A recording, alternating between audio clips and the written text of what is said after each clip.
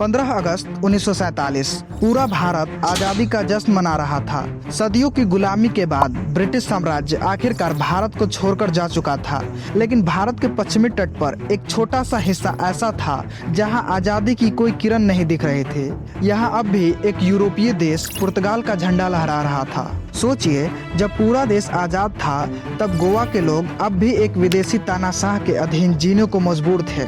आज के समय में हम गोवा को सिर्फ एक वेकेशन स्पॉट या बीचेस के लिए जानते हैं, लेकिन आज़ादी के समय यह भारत का सबसे बड़ा जियोपॉलिटिकल सिरदर्द बन चुका था। आखिर ऐसा क्या था कि जो ब्रिटिश साम्राज्य दुनिया के सबसे बड़े देशों में से एक भारत को छोड़कर चला गया, लेकिन एक छोटा सा देश पुर्तगाल भारत के बार बार कहने के बावजूद गोवा को खाली करने को तैयार नहीं था।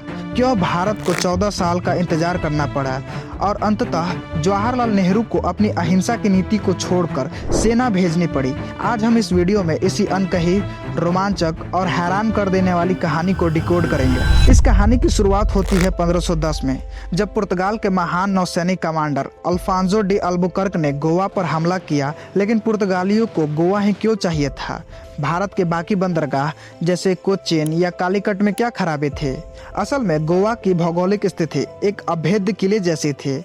इसके चारों तरफ बहने वाली नदियां इसे जमीनी हमले से बचाती थी, और इससे भी बड़ी बात, घोड़ों का व्यापार। उस जमाने में विजयनगर साम्राज्य और बीजापुर सल्तनत के बीच भयंकर युद्ध चल रहे थे। दोनों सेनाओं को युद्ध जीतने के लिए अरब देशों से आने वाले बेहतरीन घोड़ों की जरूरत थी।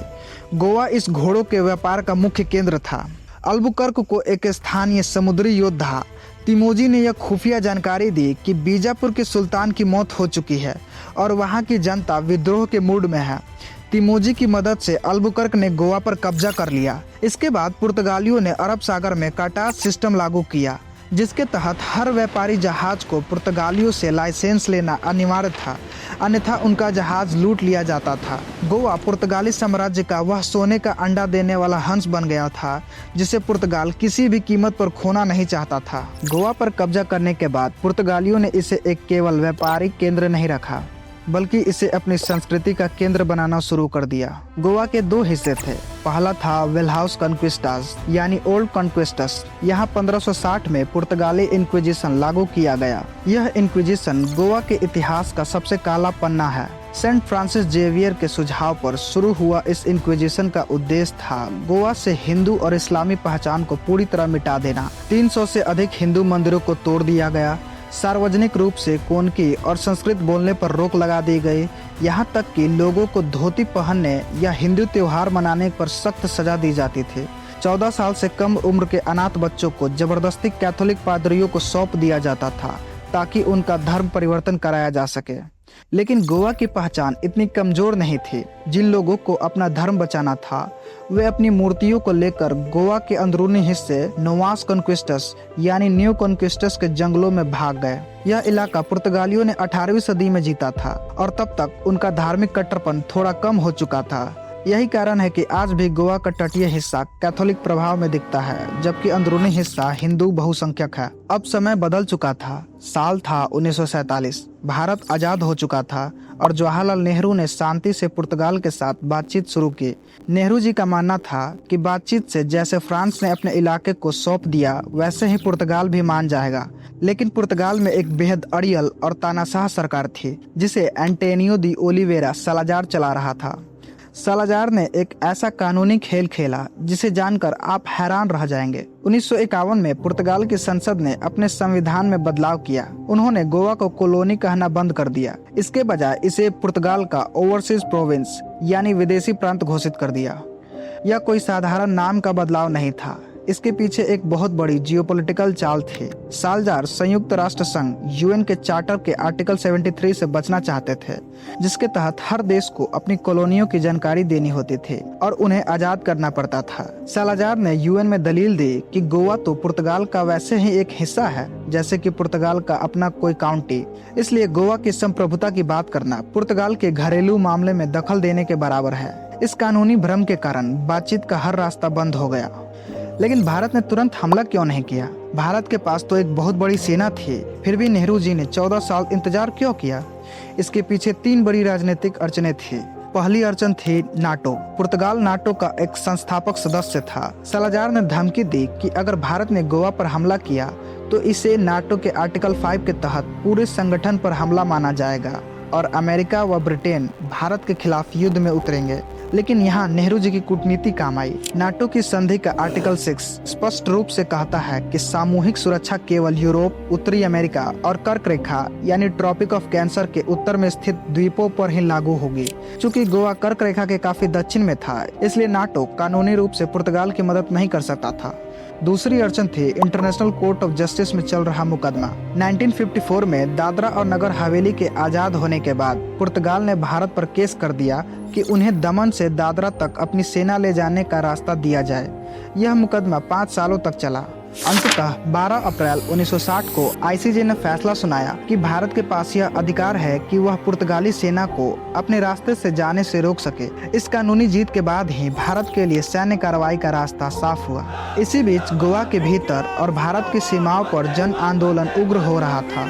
15 अगस्त 1955 को एक ऐसी ही घटना घटी जिसने पूरे देश की आत्मा को झकझोर कर रख दिया। गोवा विमोचन सहायक समिति के आह्वान पर भारत के कोने कोने से 2500 से अधिक निहत्थे सत्याग्रही गोवा के सीमा पर पहुंचे।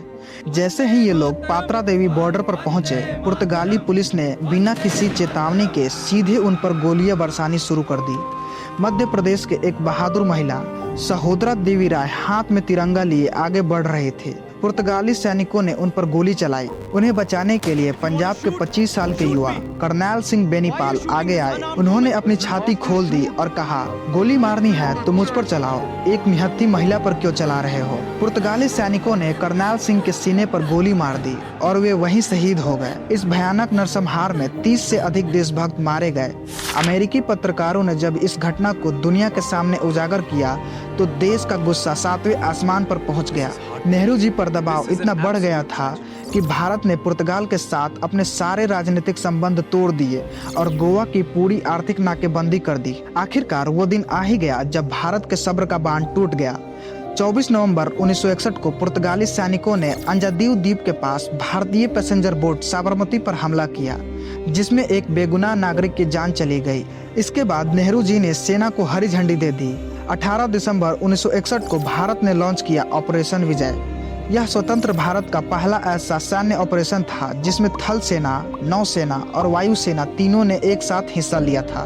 भारतीय वायुसेना के कैनबरा बमवर्षकों ने सुबह सुबह डैबोलिम एयरपोर्ट के रनवे को तबाह कर दिया ताकि पुर्तगाल का हवाई संपर्क टूट जाए। समुद्र में भारतीय नौसेना के युद्धपोतों आईएनएस बेतवा और आईएनएस ब्यास ने मुर्मुगांव के बंदरगाह में घुसकर पुर्तगाल के इकलौते युद्धपोत अल्फांजो डी अल्बुकर्क को घेर लिया। 13 मिनट तक चली इस आमने सामने की नौसैनिक जंग में पुर्तगाली जहाज पूरी तरह से तबाह हो गया। उसके कमांडर गंभीर रूप से घायल हो गए और चालक दल को जहाज छोड़कर भागना पड़ा। वहीं उत्तर में दमन और दीव में भारतीय सेना ने पुर्तगाली चौकियों को ध्वस्त कर दिया, जहां दीव में भारतीय वायुसेना ने उनकी गश्ती जहाज एनआरपी वेगा को डुबो दिया। मात्र 36 घंटों के भीतर पुर्तगाली सेना का मनोबल पूरी तरह टूट चुका था।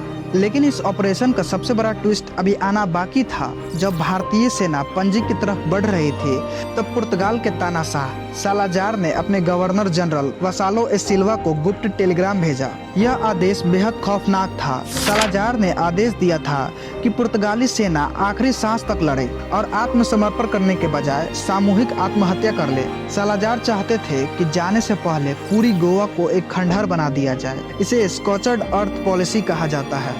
आदेश के अनुसार ओल्ड गोवा के सदियों पुराने चर्च जैसे बेसिलिका ऑफ बॉम जीसस बारूद से उड़ा दिए जाने थे। पानी के टैंक, सरकारी इमारतें और रेल पटरियां सब कुछ नष्ट कर दिया जाना था।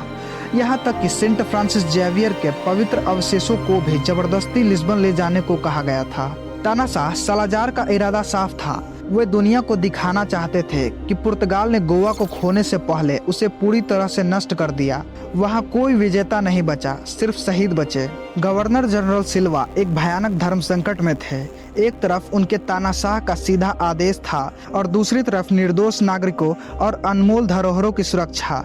सिल्वा ने एक ऐसा ऐतिहासिक फैसला लिया जो किसी भी सच्चे सैनिक के लिए सबसे कठिन होता है। उन्होंने अपने तानाशाह के आदेशों को मानने से साफ इनकार कर दिया। उन्होंने चर्चों को बम से उड़ाने से मना कर दिया और सेंट फ्रांसिस जेवियर के अवशेषों को वहीं रहने दिया। 19 दिसंबर 1961 की शाम को 8:30 बजे गवर्नर सिल्वा ने बिना किसी शर्त के भारतीय सेना के सामने आत्मसमर्पण के दस्तावेज पर हस्ताक्षर कर दिए। उन्होंने गोवा को तबाह होने से बचा लिया। भले ही इसके लिए उन्हें पुर्तगाल लौटने पर सेना से बर्खास्त कर दिया गया और देश निकाला दे दिया गया। पुर्तगालियों के जाने के बाद भी गोवा की कहानी खत्म नहीं हुई। 1967 में गोवा की जनता ने एक ऐतिहासिक ओपिनियन पोल में हिस्सा लिया और महाराष्ट्र में विलय के प्रस्ताव को ठुकराकर अपनी स्वतंत्र पहचान बनाए रखने का फैसला किया और आखिरकार 30 मई 1987 को गोवा भारत का 25वां पूर्ण राज्य बना। गोवा की आज़ादी हमें सिखाती है कि संप्रभुता केवल सीमाओं को जीतने का नाम नहीं है, बल्कि अपनी सांस्कृतिक विरासत और लोकतांत्रिक अधिकारों की रक्षा करने का नाम है। आज जब हम गोवा के सुंदर चर्चों और ऐतिहासिक इमारतों को देखते हैं तो हमें उस महान सेनापति के मानवीय फैसले और भारत के वीर सैनिकों के बलिदान को कभी नहीं भूलना चाहिए।